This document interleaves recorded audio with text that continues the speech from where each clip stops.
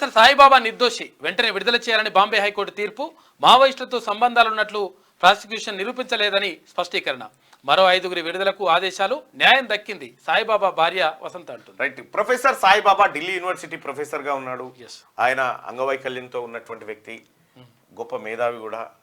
అయితే నరేంద్ర మోడీ ప్రధానమంత్రి అయినటువంటి కొత్తలోనే వీళ్ళందరిపైన కేసులు పెట్టి చాలా మంది పైన ఉపా కేసులు వేసి మొత్తం లోపలేసిన రావు లాంటి వాళ్ళని చాలా మందిని వేసినారు. అయితే 10 సంవత్సరాల పాటు జైల్లో నరకం అనుభవించిన తర్వాత ఈయన నిర్దోషి అని తేలింది. ఇప్పుడు ఈ 10 సంవత్సరాల విలువైన కాలాన్ని ఆయనకి ఎవరు తిరిగి ఇవ్వాలి?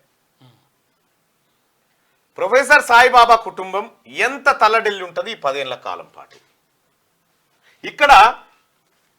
ఇక్కడ గమ్మత్ ఏంటంటే డీజీపీగా మహేందర్ రెడ్డి గారు ఉన్నప్పుడు తెలంగాణ రాష్ట్రంలో మావోయిస్టులే లేరు, అసలు మావోయిస్టులు కనుమరుగైపోతా ఉన్నారని చెప్పి, కనుమరుగైపోయిన మావోయిస్టులకు ఈయన సానుభూతి పరుడు ఎట్లయితాడు? ఇంకా రెండో అంశం, ఇక్కడ మావోయిస్టులతో సంబంధాలు ఉన్నట్టు ప్రాసిక్యూషన్ నిరూపించలేదని స్పష్టీకరణ చేసింది బాంబే హైకోర్టు.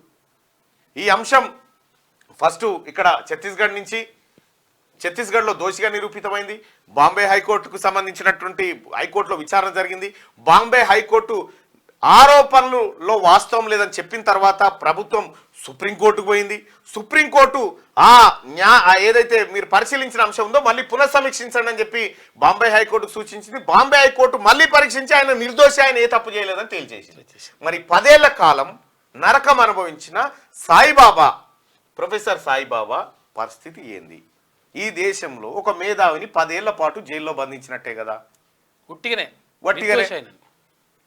ఒక ఆరోపణ చేసి కథం లోపల బారేసి అయిపోయా. ఇట్లా చాలా మంది మగ్గుతా ఉన్నారు. ఇక మరో 5గురు విడుదలకు ఆదేశాలు. న్యాయం దక్కిందని చెప్పి సాయిబాబా భార్య వసంత సంతోషం వ్యక్తం చేసింది. ఇగో ఇది జరిగిన పరిణామం.